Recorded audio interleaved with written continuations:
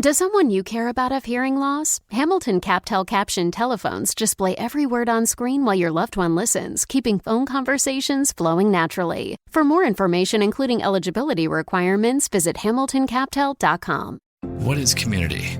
It's Friday Night Lights, with laughter as post-game commentary. It's fun runs, fun rakes. It's passing the boot for local heroes. And it's breaking ground for groundbreaking startups. This is what makes a community.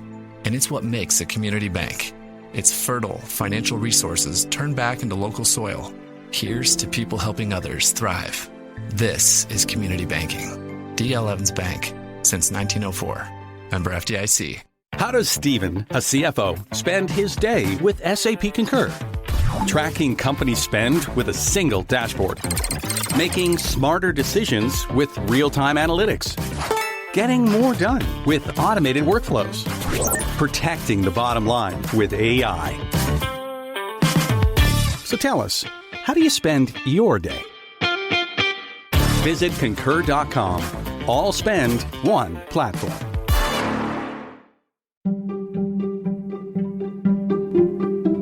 Welcome to the HCI family of podcasts. We're your source for personal, professional, and organizational growth and development. We share our own original research, explore industry trends, and interview executives and thought leaders from across the globe. Join us for practitioner-oriented content around all things leadership, HR, talent management, organizational development, and change management. Maximize your personal and organizational potential with the HCI family of podcasts. Tammy Watchorn, welcome to the conversation today. Thank you very much. Thanks for having me on. It is a real pleasure to have you with me today. You're joining us from across the pond over in Scotland. I'm south of Salt Lake City in Utah, and today we're going to be talking about Change Ninja and your recent book and really what it means to become a change ninja and how we can foster kind of a change agility kind of mindset and approach within our teams and within our organizations. As we get started, I wanted to share Tammy's bio with everybody. Tammy Watchorn is an experienced change management specialist who honed her expertise through years in public sector, where she navigated complex organizational challenges. After encountering numerous obstacles to innovation, she developed a strategic approach to change management that she calls the Change Ninja methodology, focusing on subtle, effective techniques that eliminate barriers and resistance. As the author of the Change Ninja Handbook, Tammy offers a unique gamified approach to change management, helping professionals overcome workplace resistance through practical, often humorous strategies.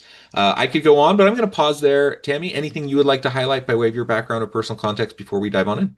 Not really, other than, I've got the scars, the T-shirt, I made the mistakes, so you don't have to, which is captured in both of the books. So yeah, absolutely. There's just so much to be learned through doing, and you have the bruises to show for it, and there's always the ups and the downs, and resilience is, I think, the name of the game, and in change management, it definitely is. We live in a challenging time of just increased, almost exponential complexity, all sorts of challenges that people are facing in their personal lives, in their communities, in their organizations. We have geopolitical, socioeconomic disruption, technological disruption. All these things just lead to the need for us to become change ninjas, to be agile, and to be, really just effective in how we approach change management. Change management of the previous generation isn't going to do it for today's organization. So I'm excited to unpack this with you. So why don't you start by just sharing your perspective on why this book, why now? Why did you write this book? And then we can get more into what it means to be a change ninja. Yeah, so as I say, I got the T-shirt, the scars, I made the mistakes, and I had an awful lot of really funny stories. I thought they were funny stories around trying to lead change, and mostly at my expense, me getting it wrong. Funny now to look back on, but maybe not funny at the time. Not funny at the time. And I didn't know what to do with them. There are so many books out there. Who's got time to read books anymore? But most of the books on change are theoretical. They're written by, the Cotter books. They're great, but he wrote them somewhere in an ivory tower. He's not worked in a big industry full of people who just keep saying no. So those books are good for learning, but implementing them really hard. time for reading, it's a bit of a challenge. So I turned the stories into a choose your own adventure book. I don't know if you remember choose your own adventure stories, but I you get to do. make the decisions. So, Yeah. here's a tale. Your boss has just asked you to do this. What are you going to do next? So you get to decide what happens next. And with each outcome, there's some learning. There's a right way and possibly a less right way, but you'll learn from that because you'll recognize that that's what you would do. So not only is it kind of quite light-hearted, story-based, gamified, but you'll get real learning from using the tools because it'll be a scenario that you will already be familiar with. And when you kind of apply that insight to your real world, you're much more likely to do something different the next day. So it has almost an instant impact. And because of the way it's written, you can read it, over a weekend. It's quite fun to read. It's not drowning in theory and references and all of that. So, and it seems to have just had a huge impact because of that, because it is more human, and the whole ninja approach is about being more human and approaching people as human beings and not as widgets in a machine to get some change done. So it seems to work. Well, I love the approach. I love the gamified story-based approach because, like you said, there's not a shortage of theoretical change management books out there, framework-based books out there. Really great books, by the way. Like, and great, Yeah. great frameworks, great approaches. Yeah, where the rubber meets the road, that's where it really matters. And we all know, anyone who's actually done change management within organizations, we all know that the ideal almost never happens. And Mm. you don't have buy-in from top leadership the way you want. You have resistance down the pipeline. You have organizational politics that get in the way. You have breakdowns in communication strategies. Like, you have all these different things that erode trust, that erode the effectiveness of the change. And it's an art and a science. To be Yeah. able to be effective at it, and that's the challenge with the theoretical or even the framework based approaches, like a ProSci or whatever. I love ProSci. I love their approach to change management. But the on the other hand, the reality is you almost never get the chance to navigate change in that way, in that systematic way. Yeah. Yeah, Because, yeah, humans are messy. humans. Yeah. We're human. We're human. And because of that, it just introduces all these different variables that you can't plan to account for, in Yeah. advance. The more scars you have, the more experience you have, you start to see, those types of things, and you can try to plan and strategize around them a bit. But you also just have to be in the moment. You have to be present, and you have to Yeah. be agile with it, and you can't just assume, if I follow this playbook that I have followed at the last five organizations, it's going to work the same way. I hate to break it to you, but it's probably not It's going to not. work the same way. It's not. And so my whole approach is that being prepared and understanding all of that before you start. I don't know. Do you know the game Whack-A-Mole Yeah, that you get in the absolutely. fairgrounds? When I do the training, I say it's like Whack-A-Mole. It's not about when do I apply this and what order do I apply it. It's about being ready to whack the moles that are the blockers and the resistors and the complainers, and just be ready to approach them in a very different way when they pop up. So you can persuade them and get them on board really, really quickly and shift their thinking towards the change really, really quickly without the battles. And that's why it's ninja, because they don't notice you're doing it. And there is no grand plan, there is no framework, there is no playbook to follow. But it is, I hate the term having a toolkit, but it is like having, okay, these are the 10 scenarios that I could face. And typically there's only 10 types of reactions people will have. I say there's 10 types of people in change, and we're all of them some of the time. But Mhm. if you know how to deal with each of those 10 personas, you can do anything. And it works Mhm. at home as well as, you can deal with the kids and the hubby or the wife and all of that. Because it is all, there's only so many ways people will react to something. And you Yeah, can yeah. nip it. If you know how to deal with it, then you can shift it really quickly before it escalates. Yeah, and we're not talking manipulation. We're just talking No. proactive human to human interaction, right? Like, just how to be effective in your communication, in your interpersonal dynamics, and Yeah. how to redirect things when they start to derail, right? Because Yeah. we've all been Yeah. there. And you mentioned, like, whether it's with a spouse or a kid, or whether it's at work with a boss, or with someone who reports to you. Like, we've all been there. We've all seen those things happen, and just being able to approach them in a healthy human way is just really important. Yeah, yeah. Yeah. Well, And I always let's go. say, Oh, go ahead. so I would just say it starts with you. So it's not about manipulating them. It's about you understanding that they are coming at this from that angle for a reason and understanding that. So you've kind of got a bit of empathy with it, which again, it's not manipulating them to change, but it's once you have that understanding, your reaction and response to them will shift. And Yeah. that can really help them shift because you're not going into battle. You're not reacting to their reaction. So it does start with you kind of understanding yourself a little bit more and how you can shift first. Yeah, you show up differently to those Yeah. conversations. And people, if you show up combative, other people are going to be combative. Their walls are going to go up. So de-escalation and like managing all that is really important. Well, great. Yeah. Let's go through those personas, if you don't mind. I'd love to talk through that a little bit. We don't need to necessarily go through all of them, but maybe select some examples and we can talk through it. So I think first you've got your big cheese, your boss, who makes decisions regardless. Hmm.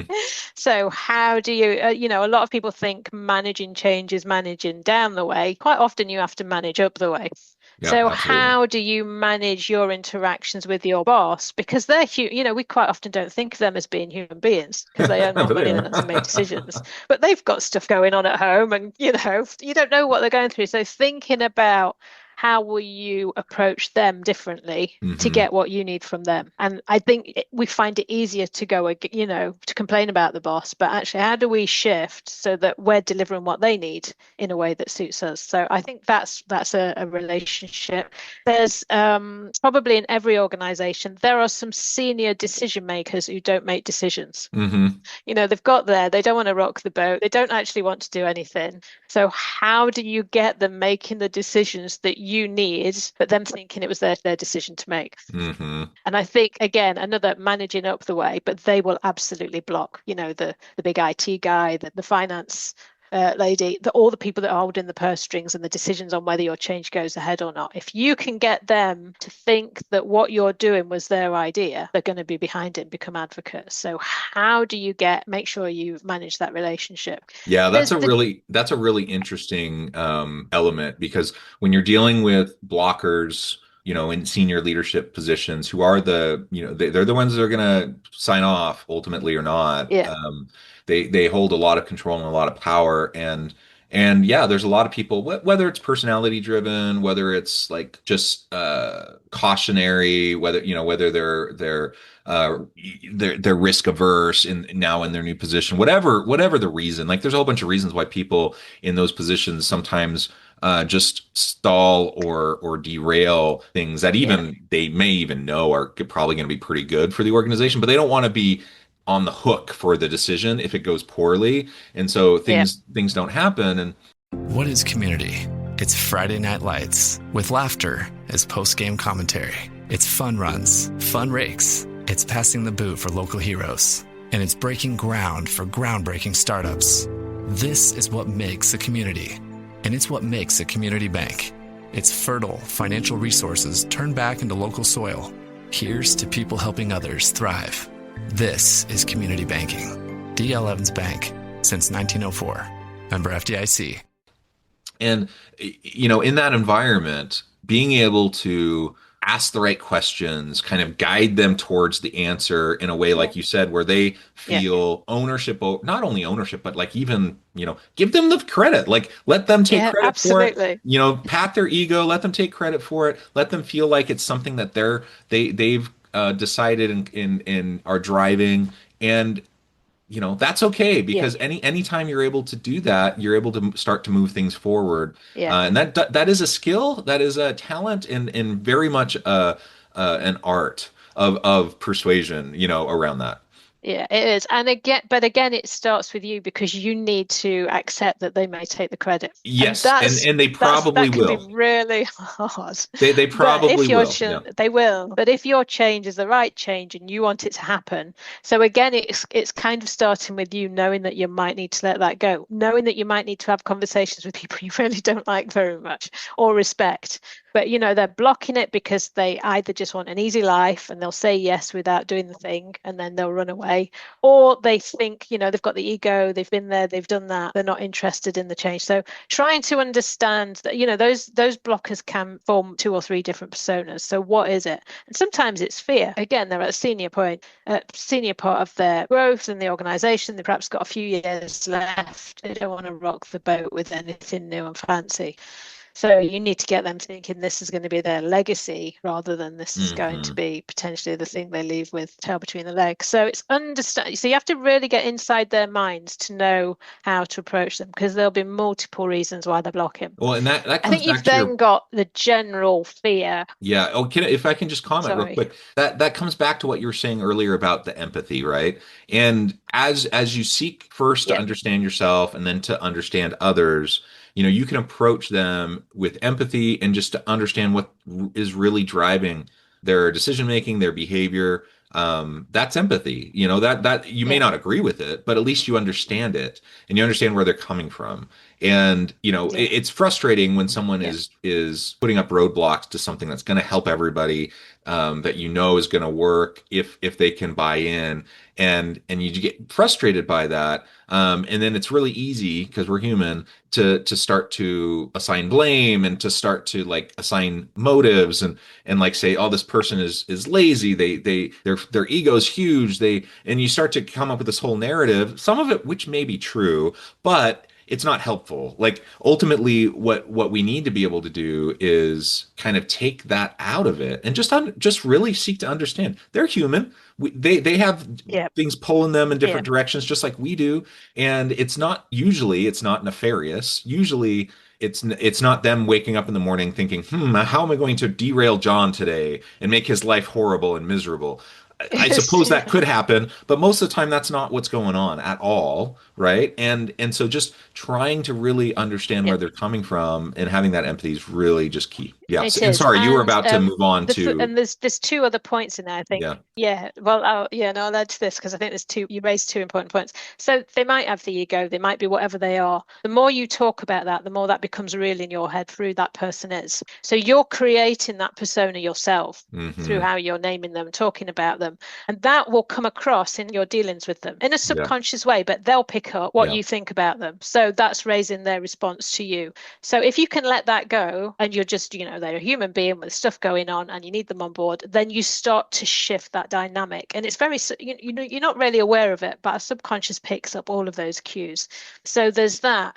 And the second thing is, if it does kind of make you think, I really don't want to do this because they don't deserve the credit, is think of it as a game. If I can get those 2 really, really difficult people advocating this change, I've won an award. You have to create the game for yourself, because then it becomes a bit like sport, but you're much more willing then to not attach the personal bit to it and to treat this as, if I can do this, I'm a real ninja.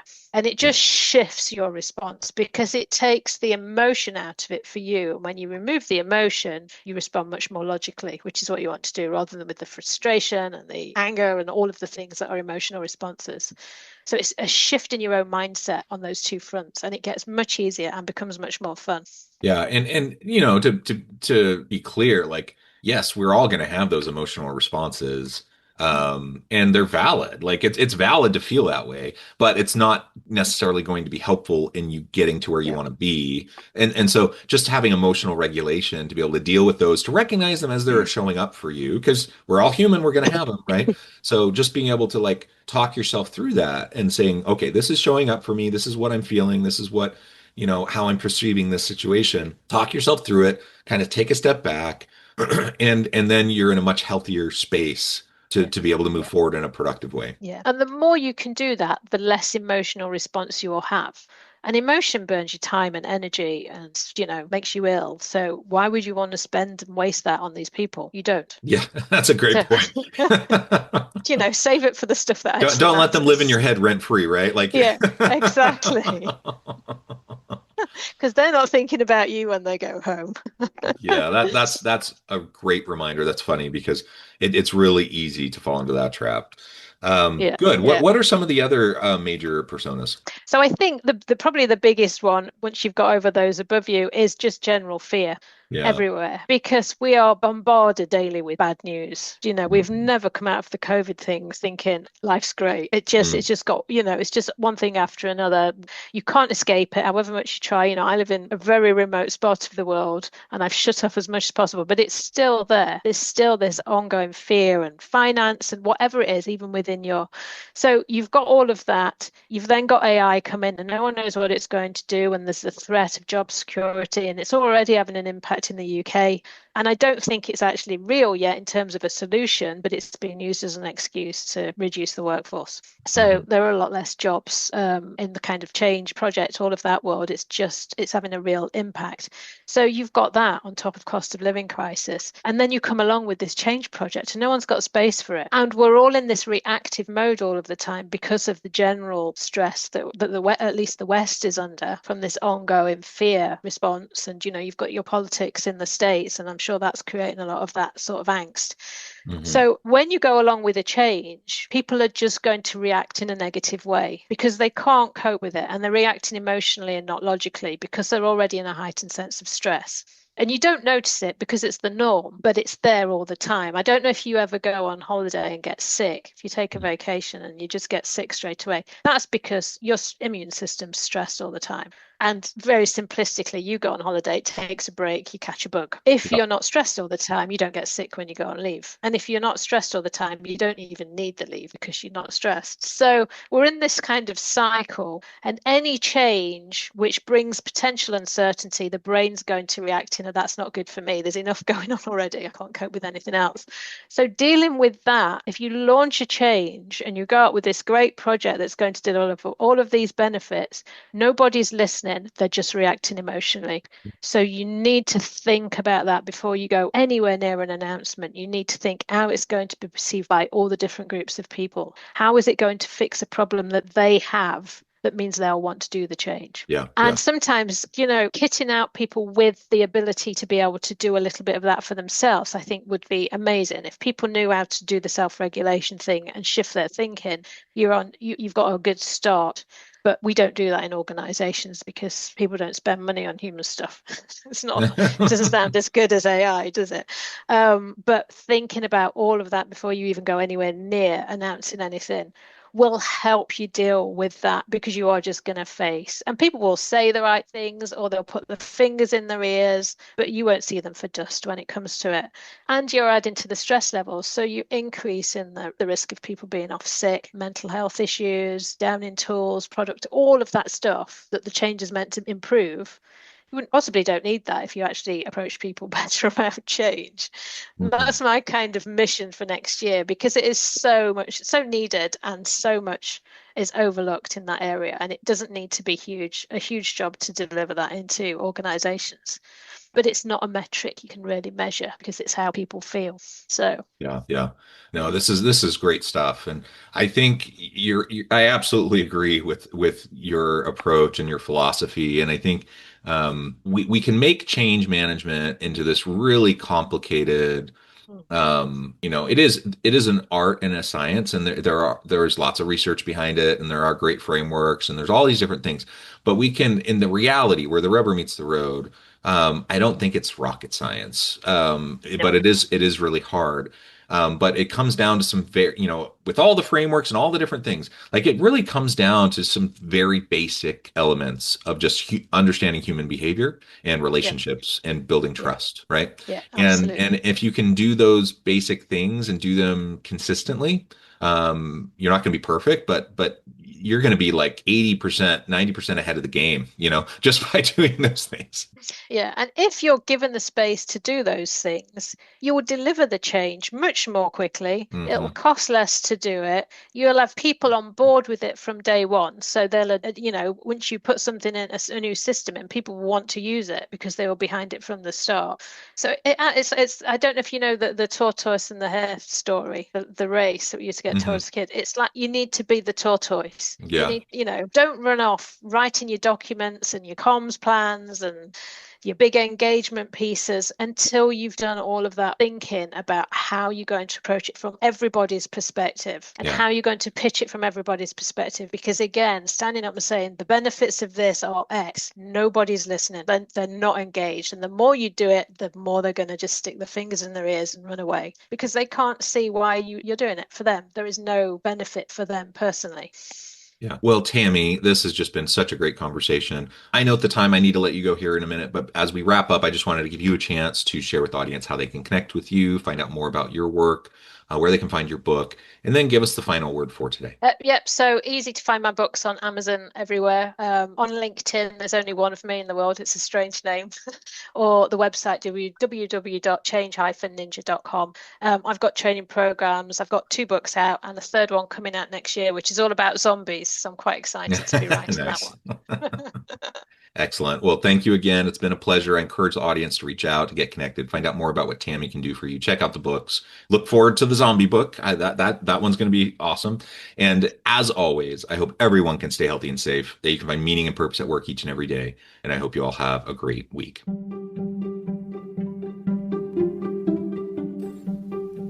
Thanks for joining us for this episode of the podcast. We hope you stay healthy and safe, and please join us again soon. Feeling under the weather? You can teledoc that. Actually, for almost everything health-related, checkups, check-ins, and everything in between, you can teledoc that. For your physical health or for your mental health, you can teledoc all that.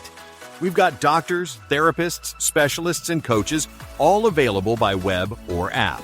Get started today at teledochealth.com. That's TELADOC health.com.